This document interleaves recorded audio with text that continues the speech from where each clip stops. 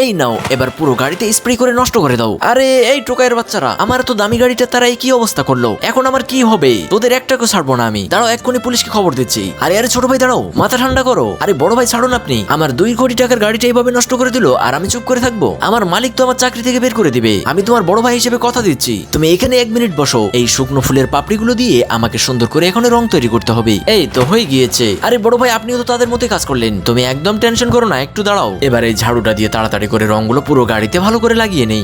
ছোট ভাই, তোমার পেনটা আমাকে দাও। এবার এই কালিগুলো দিয়ে আমাকে ড্রয়িং এর কাজটা শুরু করতে হবে। বন্ধুরা, এর শেষ দৃশ্য দেখলে তোমরা চমকে যাবে। তার আগে যদি আমার মতো এই সুন্দর ছবিটিকে মন থেকে ভালোবাসো, তাহলে ভিডিওতে অবশ্যই একটা লাইক করে চ্যানেলকে সাবস্ক্রাইব করো। আর ক্লাস 2 তে তোমার রুল কত ছিল মনে থাকলে অবশ্যই কমেন্টে লেখো। এই তো এবারে মরিচগুলো দিয়ে সুন্দর করে লাল রং তৈরি করতে হবে।